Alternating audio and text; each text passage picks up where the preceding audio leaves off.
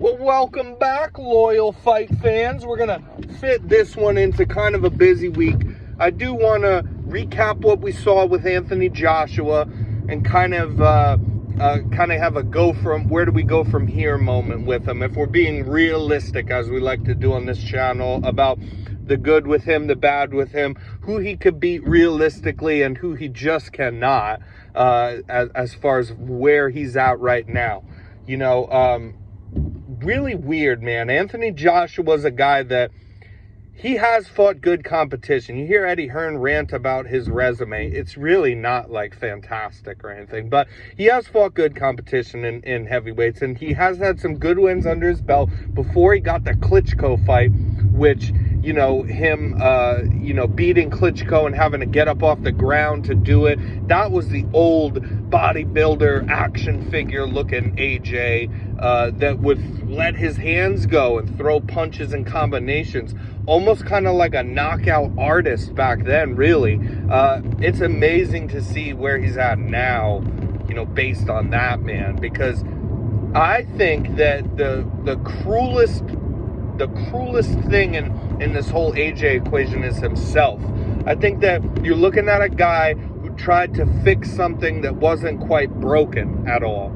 You know, he looked strange. I have no kind of reasoning as to why he looked the way he did in the first Ruiz fight.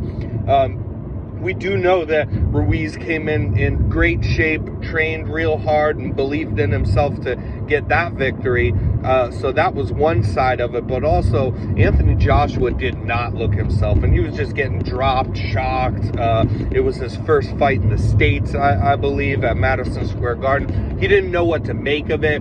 So that was a strange loss for him.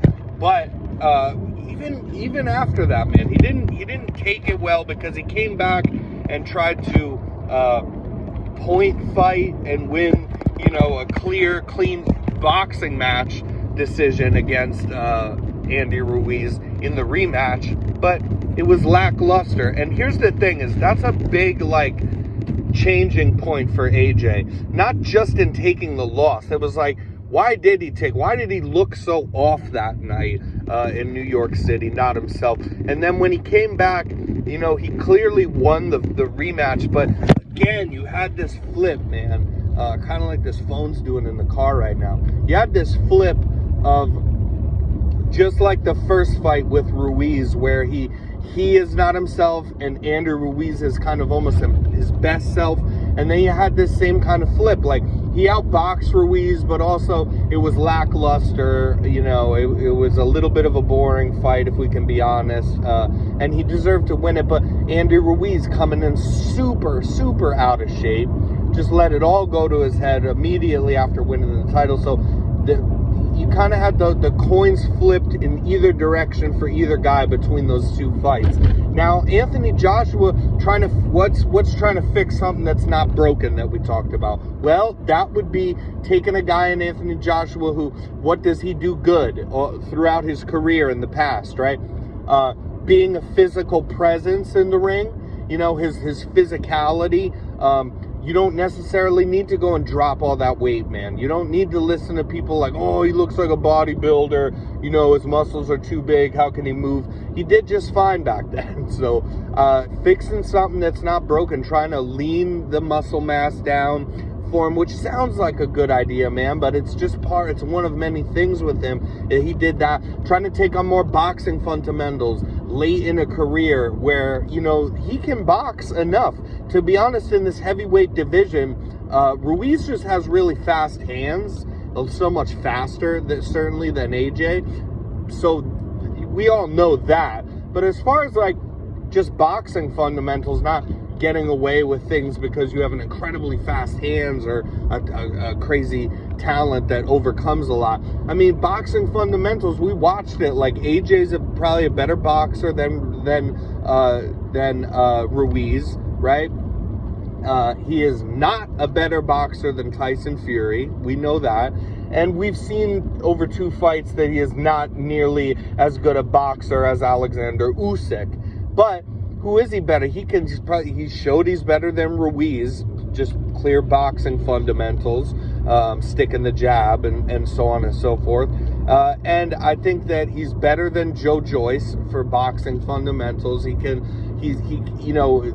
get slept by Wilder, but he is a better well-rounded boxer than Deontay Wilder is, who's, a top 3 heavyweight right there. But could he beat in it? So I know for a fact he's not beating Tyson Fury. We've seen twice over now that he can't beat Alexander Usyk. So who is there to fight AJ now that he could get fights with, that are fun fights, that are not somebody to walk over like Jermaine Franklin was supposed to be, honestly. But he came in wanting to win that fight and made a good showing of himself. But who can we ask Anthony Joshua to fight where he has a chance of winning, but also a chance of losing? And I think the very best fight that just jumps right out at you is fight Deontay Wilder. But that's a scary fight for him, because you just get touched with that straight right hand of his. And I would pick Wilder. But again, Joshua can outbox Wilder right now if he's careful enough. His jab is good. And in this Jermaine Franklin fight, he did have a really good jab, at least for the first most of the fight, first 8 rounds or so. He had a really good jab. The way that he'd throw it out there was fast, it was accurate. But people look and say, oh, Derek James, there he's adding a jab there. No, he made the jab look a little better, like he's throwing it a little different. So, of course, there's credit to Derek James here. But when I was talking about can we take away from this fight before it happened, with what can we look at that Derek James actually did, I think that it's more about catching the jab, catching shots on the gloves, like catching shots in that high guard that he had, and being able to catch shots was something brand new from AJ that he did very good. And I think, man, that you have enough boxing fundamentals already. You have a decent enough jab. You know how to throw it. Let's not get crazy about where, the footwork, the jab, and fine-tuning the boxing ability. This guy can already outbox, anybody that's really not named. Like on a good night for AJ, he can outbox all these top 10 heavyweights, except that aren't named, Tyson Fury and Alexander Usyk already. So you cannot beat them in a boxing match. You can't possibly, the difference in the skill level there, as far as boxing ability goes, is so extravagant from those two guys that you can't possibly make up for it all in such a short amount of time to get better than them. So in my humble opinion, I think throw out that strategy of trying to get better boxer. One day we'll win a boxing match with Tyson, a chess match with Tyson Fury or Alexander Usyk. That just won't happen. But you can just use the boxing fundamentals you already have, which is just like basic but well-rounded, and can do these things well enough, better than a lot of these other heavyweights can. And what you need to do is get over being scared of letting your hands go a little bit. And if we see you doing better with catching shots up with your guard up like that, let's get the counter behind it, man.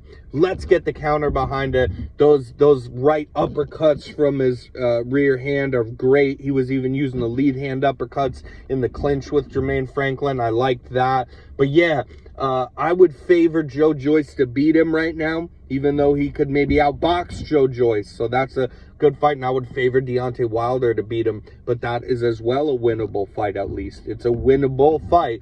So I would like to see one of those two fights going down for Joshua. Whenever it is that I'll say that he's taking his serious, actually next serious fight, where he could lose, because I will not blame the guy with the way that he looks right now to take another fight, even with a Daniel Dubois or somebody. Like, just take another little fight there and get your feet under you.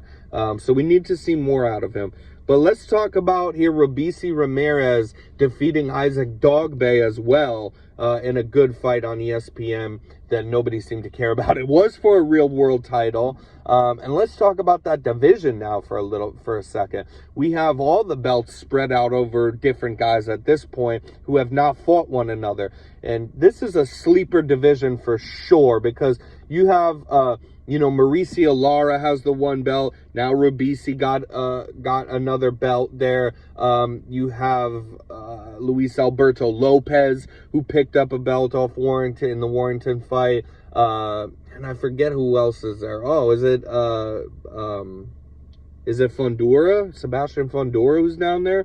Or Figueroa? One of them. But you have some really good talent. We need to see these guys start fighting each other now, is my whole point to this, because we have different guys with each different belt. Not one of them has even 2 belts. So these unification fights will just be coming. They will be, because the way boxing works, it pisses us all off. We don't get these fights that we want to see exactly when we want to see it, but we do always get these fights eventually. And this year looks to be shaping up great as far as that's concerned. I bet you that we see some unification fights in that division now this year. We have Tank versus Ryan. We had Plant Benavidez. We have the return of Canelo. We have some great fights in boxing this year. It's a good time to be a boxing fan.